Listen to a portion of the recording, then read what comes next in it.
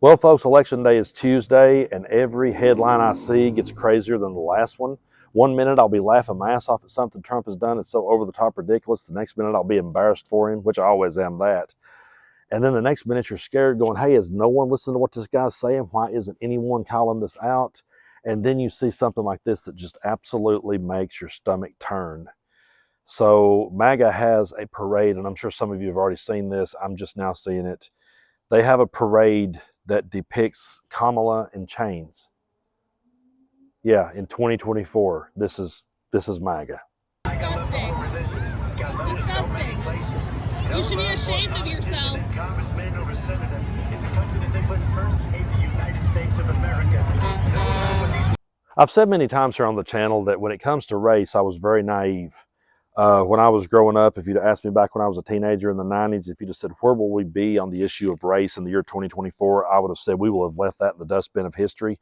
And people like that will just be considered a laughing stock. No one will ever take them seriously. I never dreamed that we would have a guy come along and hijack my grandfather's party and just absolutely turn it into the biggest hate group that ever was. But here we are. I was also naive in thinking that abortion was just a wedge issue that Republicans use to get the evangelical vote. I used to say to myself, they'll never actually do away with that. That's just something they say to win over evangelicals and tug at Christians' heartstrings. And then we saw women's rights be stripped away, and now that's the number one issue I'm voting for. I'm voting for my daughter's future this go around. I don't know what to say to the people who this triggers more than it does me, other than I'm sorry for being naive, and I'm sorry that I didn't see through just how serious this all was. I really thought that it would be something we would leave behind and move past. But we allowed this guy to get control over a major political party, and now it's mainstream. And I see so many people just numb to this kind of thing. And that's the part that disturbs me the most, is when I look at this situation, I see a clip like that, and then I know that we've all become so numb that we just see it and go, yeah, I mean, I'm not shocked. I'm not really surprised they would do this. It's disgusting, but I can't say I'm shocked. To be honest, when I read the headline above the clip, I really dreaded clicking on that. And it was bad enough as it was, but I thought it would be a step further, to be honest.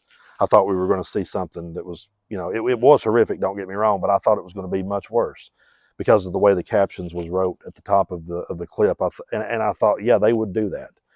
They would take that a step further. And there's people who will sit back and say, oh, well, it's not that bad, or oh, you're getting hyperbolic over that. I'll just tell you the truth, folks, it disgusts me. It disgusts me that these things aren't deal breakers for people, and that they won't walk away from a man because of it. They won't walk away from a group because of it. And then they want to stand back and they want to get upset at us because we called it out. They want to say that we're persecuting them because we called it out. They've got this completely backwards. Everything is completely backwards in MAGA. They're the people that says they love the country, but yet they want to turn the military on people they disagree with. They're the people who also says that they're being persecuted, they're being censored, but they want to turn the military on people they disagree with. They want to see people like us in jail. There's no consistency anywhere in MAGA, none whatsoever. They just go out there and be their hateful self, and things like this, when we react to it, they get a kick out of watching us react to this. The trolls are loving it. The trolls are loving that, hey, we saw that and we called bullshit on that. They're loving it because they think, oh, they just owned the libs. They didn't own us. They've never owned us. All they've done is showed us exactly who they are. And people that we used to think were good people, we had to realize it. We had to accept. You know what? That guy I used to have a beer with down at the bar that seemed like a really cool dude. That yeah, we had a few little political disagreements here and there, but we liked the same kind of music. He was a pretty cool dude. No, he's a racist piece of trash. When you really get to know him, that's what he is. He's sitting there sharing these things and laughing at it. You can't give that guy a pass anymore just because you had a beer with him once. You can't give that guy a pass with him because you went to a show with him once. You can't give that guy a pass because you once sat and broke bread with him. You can't. You have to learn how to get up and walk away from this kind of thing. And I want to leave that stuff as far away from me as I possibly can. And I want to meet people from all walks of life and hear their experiences.